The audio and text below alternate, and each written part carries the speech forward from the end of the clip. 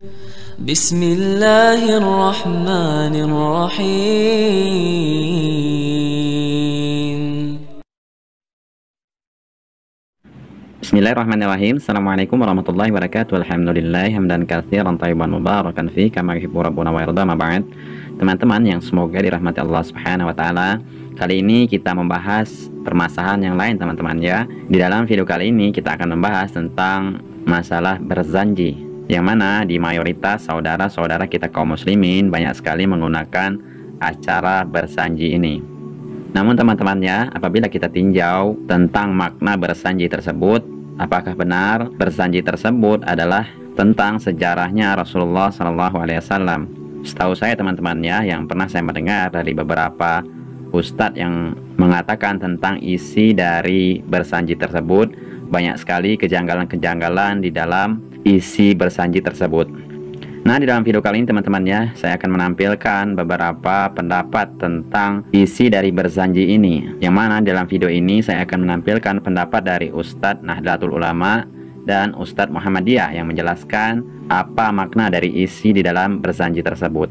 Dan tidak lain, Ustadz ini adalah Ustadz Mujiman dari Muhammadiyah dan Ustadz Syukri Dayeng Limpo dari Nahdlatul Ulama. Coba mari kita simak satu persatu ya teman-teman ya, agar kita paham kandungan dari kitab berzanji ini. Pak Syukri Dayeng Limpo untuk memberikan tanggapan. Silahkan Pak Ustadz. Saya punya pertanyaan belum dijawab. Iya, apakah ini ibadah? Apakah ibadah urusan dunia? Urusan dunia. Secara tersirat mungkin kita sudah bisa menangkap. Kalau ibadah jelas salah. Iya, karena 553 tahun baru diadakan itu berzanji, begitu. 500 sesudah wafatnya Nabi. Nah, di waktu Nabi hidup, Tuhan sudah menurunkan ayat, Auzubillahi minasyaitonir rajim, al-yauma akmaltu lakum dinakum wa atmamtu alaikum ni'mati wa raditu lakum al-islam dinan. Hari ini Muhammad, saya cukupkan agamamu. Dan saya sempurnakan aturan-aturannya. Dan saya redakan Islam adalah agamamu sampai kiamat. Sudah sempurna. Jadi siapa yang membuat aturan syariat di belakangnya itu adalah muhdasat. Artinya agama baru. Man amila amalan laysa alaihi amruna fahuwa raddun. Siapa yang mengerjakan agama baru, ditolak. Kalau dikatakan salawat itu bukan agama baru itu. Salawat saja, tapi berzanjinya ini jadi masalah. Salawat itu memang ada hadisnya. Man salla alayya salatan sallallahu alaihi asyaran. Nabi yang bilang, siapa membaca salawat kepada saya satu kali, Allah membaca salawat kepadanya 10 kali. Itu syariat. Sudah ada zaman Nabi. Kalau salawat saja. Sangat. Tapi kan kita bicara berzanji. Baik. Yang kedua tadi ada pertanyaan tentang pandangan tentang berzanji menurut Muhammadiyah. Sebenarnya yang berhak menjawab di sini Pak Santo ini. Kalau pertanyaannya, oh ya, seperti itu. Baik, ini saya jawab yang sifatnya umum saja. Sebenarnya di Suara Muhammadiyah sudah pernah dimuat. Ya, tentang pertanyaan ini di Suara Muhammadiyah sudah pernah dimuat. Termasuk di fatwa tarjih itu sudah ada. Intinya di berzanji tersebut itu memuat tentang kisah Rasulullah Sallallahu Alaihi Wasallam dalam bentuk nazom, dalam bentuk nada yang dikemas dengan bahasa sastra.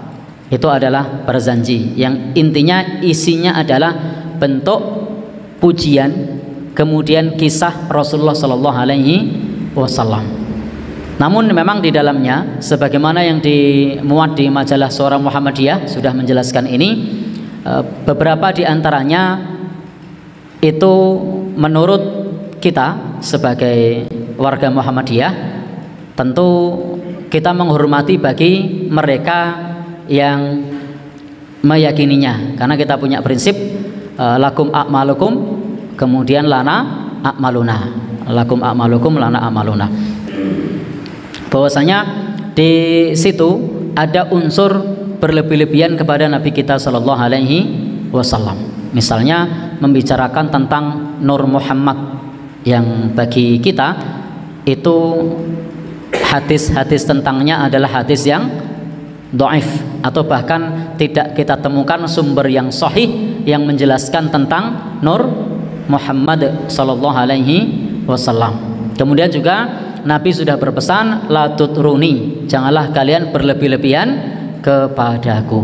Tetapi pada prinsipnya isi dari berzanji tersebut adalah memuat pujian dan kisah-kisah tentang hidup Rasulullah sallallahu alaihi wasallam, yang sebagian diantaranya itu memuat tentang Nur Muhammad yang dalam keyakinan kita itu tidak bersumberkan kepada hadis yang sahih. Kemudian di dalamnya juga sebagian diantaranya berisi pujian kepada Rasulullah Sallallahu Alaihi Wasallam yang berlebih-lebihan, yang itu dilarang di dalam agama. Meskipun kita mengakui bahwa sebagian diantaranya adalah kisah-kisah yang benar tentang Rasulullah Sallallahu Alaihi Wasallam. Baik, itu terkait pertanyaan mengenai masalah pandangan berzanji. Tapi kalau pertanyaannya menurut Muhammadiyah, sebaiknya tinggal ditanyakan di Google saja. Itu sudah ada, nanti diketik saja berzanji menurut Muhammadiyah, nanti akan keluar baik yang dimuat oleh Suara Muhammadiyah atau yang dimuat oleh Fatwa Tarjih, nanti sudah ada di situ. Nah, begitulah teman-temannya apa yang disampaikan oleh Ustadz Mujiman dari Muhammadiyah tadi dan Ustadz Sukri Daeng Limpo tentang masalah kitab berzanji ini, di mana di dalam Ustadz Muhammadiyah tadi mengatakan makna dari kitab berzanji tersebut memang terdapat sejarah-sejarah Rasulullah SAW yang dibumbu-bumbui tentang masalah Nur Muhammad. Yang jelasnya tentang hadis Nur Muhammad ini telah kita simak penjelasan dari Ustadz Mujiman tadi, bahwa itu hadisnya tidak ada asal usulnya sama sekali, atau bisa dikatakan itu hadis palsu. Dan Ustadz Sukri Daeng Limpo tadi mengatakan hal tersebut tidak ada sama sekali diajarkan oleh Rasulullah SAW maupun dari para sahabat ataupun dari imam yang empat. Yang mana Ustadz Sukri Daeng Limpo tadi mengatakan agama Islam ini sudah sempurna dan tidak perlu ditambah-tambahi dengan ritual-ritual yang tidak ada contohnya dari Rasulullah SAW.